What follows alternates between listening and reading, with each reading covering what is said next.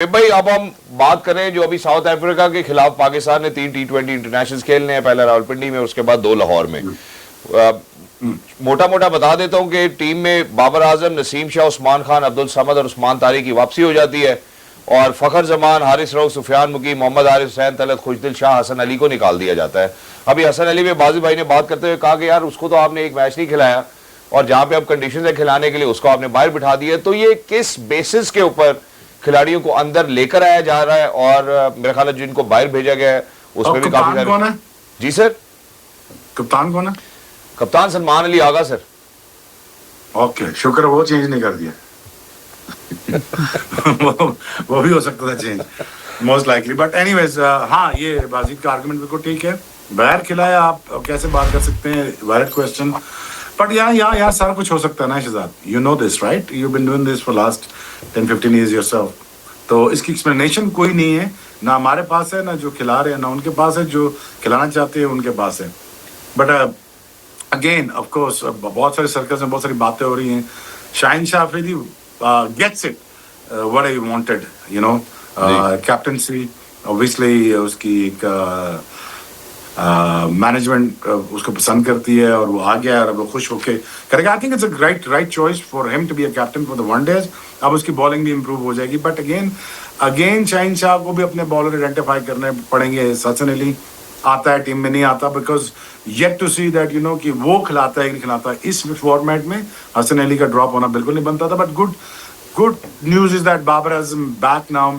और शुएब भाई, मैं यही बात करना चाहता हूं अब आपसे। देखें, जब एशिया कप के दौरान भी हमने जितनी ट्रांसमिशंस की, जितनी दफा भी बात की, तो वन वे और दी अदर जितने भी पैनलिस्ट, जितने भी क्रिकेटर्स, जितने भी एक्सपर्ट्स जिनसे मेरी बात हुई, उन सबने ये बोला कि यार बाबर या रिजवान में से किसी एक की जगह बनती थी।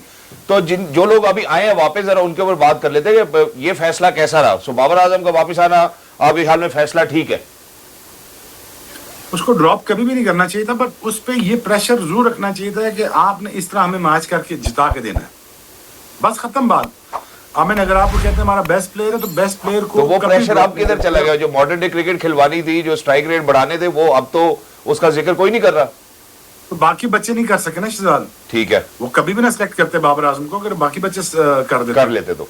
अगर बाकी जो 5-6 हमने नए खिलाए थे, अगर वो कर देते, वो स्टेप अप कर जाते हैं। लेकिन अगर इंडियन टीम में अब श्रेयस अय्यर आ गया है, तो वो अब जगह तो नहीं देगा ना, ठीक है ना। अब वो देखे ना, विराट कोहली को रिप्लेस करे, विराट कोहली को रिप्लेस करने के लिए बैट्समैन तो चेक करें कितने बड़े खड़े हैं। तो ये मसला है कि हमारे पास उस किस्म के बैट्समैन नहीं थे। अदरवाइज रिप्लेसमेंट हर बंदे की दुनिया में होती है। Remember this, true, you know, great Waqar Younis की भी रिप्लेसमेंट थी, ठीक है ना। रिप्लेसमेंट हर बंदे की होती है, मेरी थी, ठीक है ना।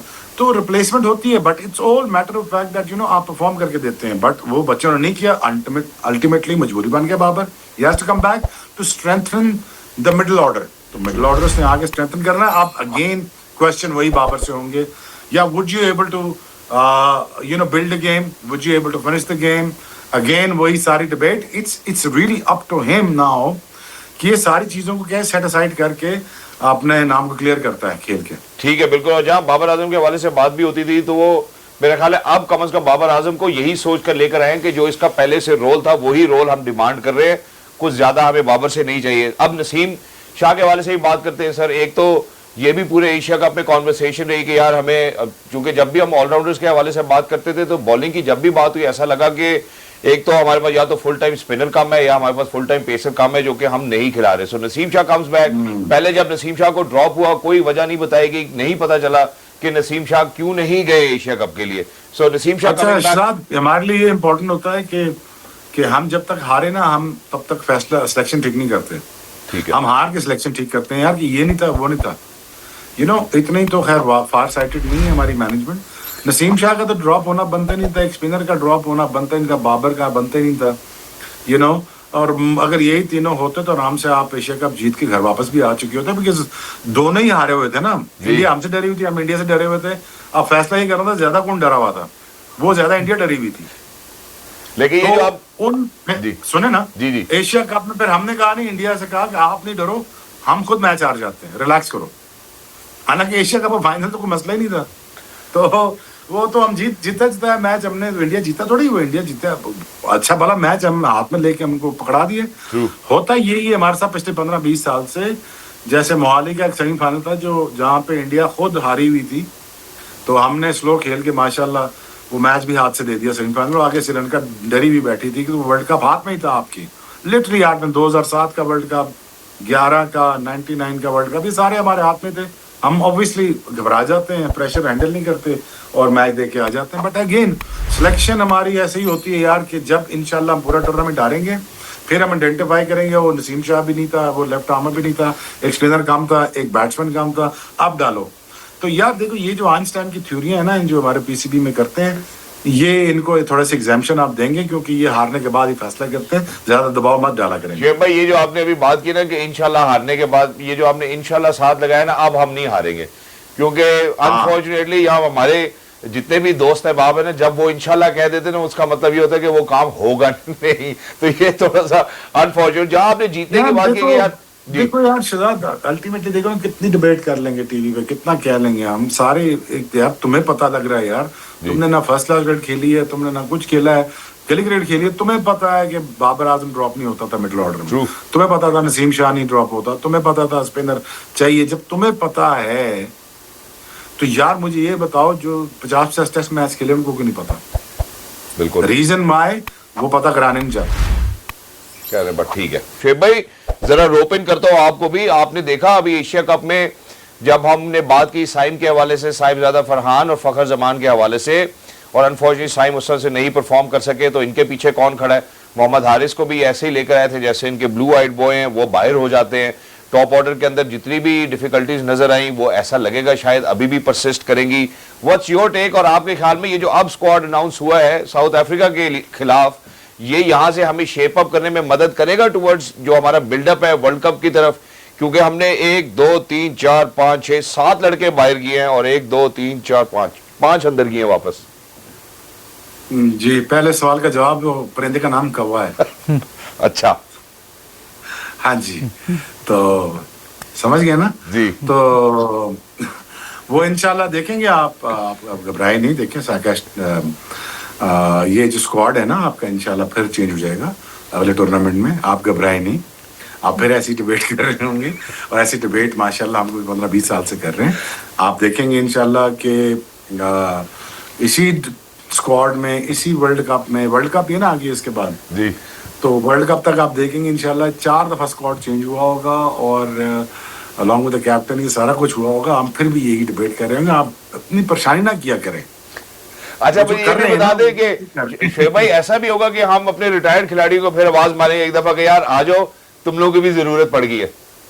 देखो हमें तुम्हें 2-3 हफ्ते देने पड़ेंगे, हम भी तैयारी कर सकते हैं, कोई ऐसी बात नहीं। 4 ओवर मैं आज भी कर सकता हूँ, लेकिन अब मसला ये है कि अब होते नहीं है। लेकिन बात ये है कि बस ठीक है यार शहजाद, वो ये ऐसे ही करते हैं। अब मुझे बताओ, 1 साल से आपने प्रोग्राम किया, 1 साल में हमने प्रोग्राम में गेस्ट कितने चेंज किए हैं? Hardly any. बिल्कुल ठीक है, 6 महीने से। बिल्कुल। इनके स्क्वाड चेक कर लो कितना चेंज किए। पता चल जाएगा सर, मेहरबाजी 6 महीने से काम कर रहे हैं, हमारा पैनल नहीं चेंज होता। ठीक है, इनका रोज हो जाता है। इनको क्या प्रॉब्लम, मैंने हमें ये बता। आज ये सिंपल सा फॉर्मूला है कि भाई ये देख लो कि नई तब्दीली हो रही है या जहां जरूरत है ट्वीक्स कर ली आपने, तो मतलब इस किस्म की मैसिव चेंजेस करके इसको ना आप सार्कास्टिकली ना आप बात किया करो, आप इसको मजा लिया करो, आप परेशान ना किया करो। ये बस ऐसे ही करेंगे। आपको मैं बता रहा हूँ, साउथ अफ्रीका के बाद हमारा कौन सा टूर है?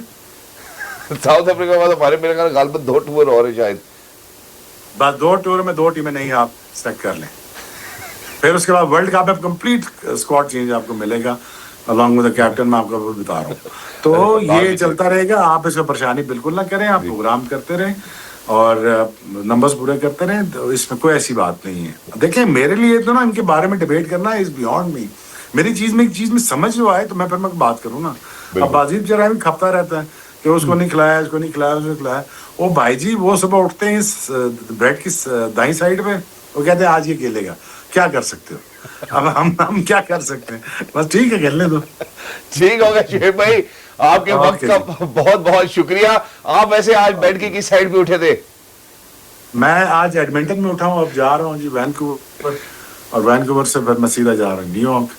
तो मैं क्या पहले आपको बता दूं ताकि जो बेड की साइड में मैं शहरों की उस साइड पर उठता हूँ। बस ठीक हो गया, अल्लाह पाक आपको खैरियत से लेकर और आप जल्द से जल्द अपने वतन खैरियत से वापस आए।